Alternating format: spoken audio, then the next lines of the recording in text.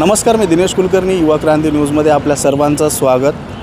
वसमत नगरपालिका निवडणूक सुरू आहे आणि वसमत शहरामध्ये जे मनोरुग्ण आहेत त्या मनोरुग्णांसाठी जीवन ज्योती आधार फाउंडेशनच्या वतीनं काम करण्यात येतं आणि ती संस्था खरं तर नांदेडची आहे, पण वसमत शहरामध्ये जे काही मनोरुग्ण आहेत त्यांना घेऊन जाऊन त्यांची व्यवस्थित काळजी घेण्याचा प्रयत्न, त्यांचं आरोग्याचं पुनर्वसन करण्याचा प्रयत्न या संस्थेमार्फत करण्यात येतो।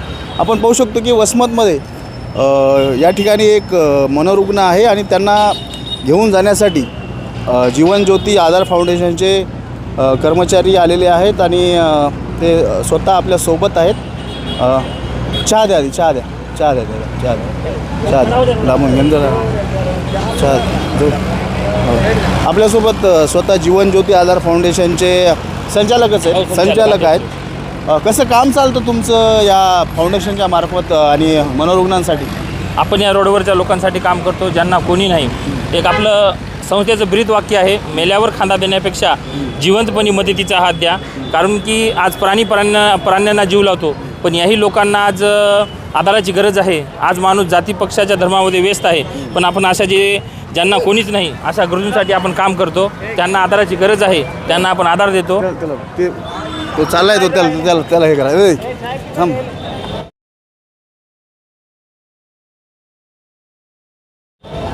चल धरण। आपण पाहू शकतो की जीवन ज्योती फाउंडेशन आधार फाउंडेशनच्या माध्यमातून या ठिकाणी मनोरुग्णासाठी मदत केली जाते। अरे एक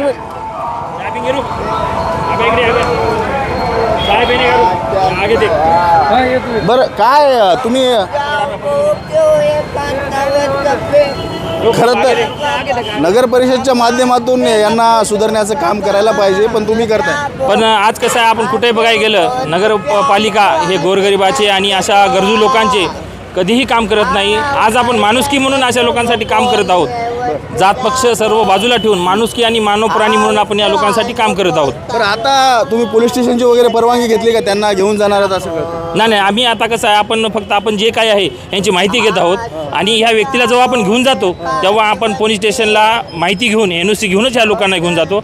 आपण हे काम कायद्याच्या चौकटीमध्ये करतो, कारण की ह्या लोकांना आधार देण्यासाठी आपण जे काही कायद्याच्या चौकटी आहेत त्या चौकटीत आपण काम करतो। आपण या व्यक्तीला माहिती घेण्यासाठी आता आपण पकडून आहोत। बरं, आता तुम्ही यांना घेऊन जाणार आहात असं कळते, कसं पुनर्वसन केलं जातं तुमच्या संस्थेच्या माध्यमातून? आपण आता सर्वात प्रथम यांना जेव्हा आपण घेऊन जातो त्यावेळेस यांना आपण स्वच्छ करतो, कटिंग दाढी करून यांना स्वच्छ करून आपण यांना पोलिसांच्या मार्फत NOC घेतो। NOC घेऊन या व्यक्तीला आपण NOC वगैरे घेऊन लेटर घेऊन या व्यक्तीला आपण मुंबई येथे विरारला वृद्धाश्रममध्ये भरती करतो। तर या व्यक्तीला आपल्याला घेऊन जाण्यासाठी आर्थिक मदतीची खूप गरज असते।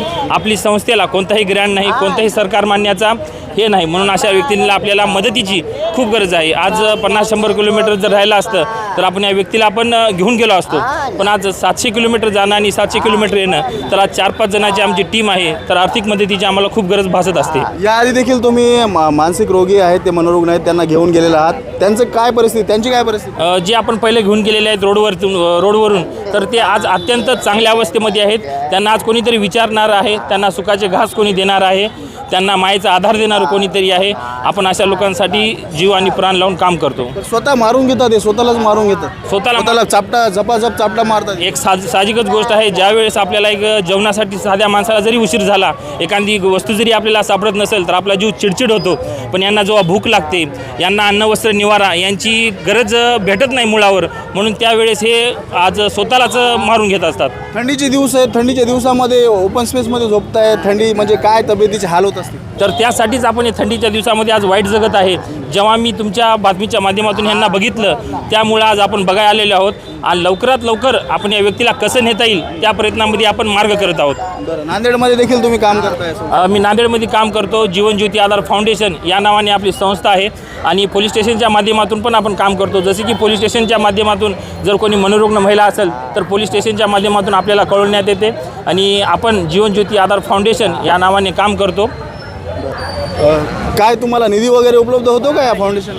कसं आहे सर, आपली संस्था जी आहे ती आपली सेवाभावी संस्था आहे। आपल्या संस्थेला म्हणजे आपलं स्वतःचा आश्रम नाही आहे, आपण प्रयत्न करत आहोत, त्यामुळं आपल्याला मदतीची खूप गरज भासत असते।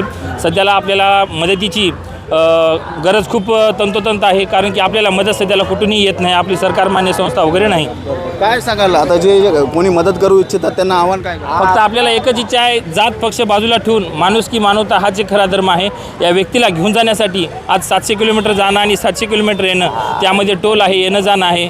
तर आपल्याला जे काही खर्च लागते त्या मदतीची मी खूप आवाहन करतो, कारण की आपल्या मदतीने आज या व्यक्तीचे जीवन नक्कीच बदलेल ही अपेक्षा करतो मी. काय पाहिजे तुम्हाला? पाणी पाणी पाहिजे? हा चहा पिला का? हा पाणी स्वतःला का मारून घेता तुम्ही? स्वतःला का मारून घेता? हा पाणी स्वतःला का मारता? स्वतःला क्यों मारते, खुद को क्यों मारते बोल रहे हो? बोर प्लस क्या इंसिडेंट घडे वाला था तुम्हारे पानी लाइफ में? पानी क्या- पीने क्या हो गया तुम्हाला? पानी पीने दो अरे तुमची परिस्थिती आधी काय होती? आपण नाही देने के आता थांब तू, पकड.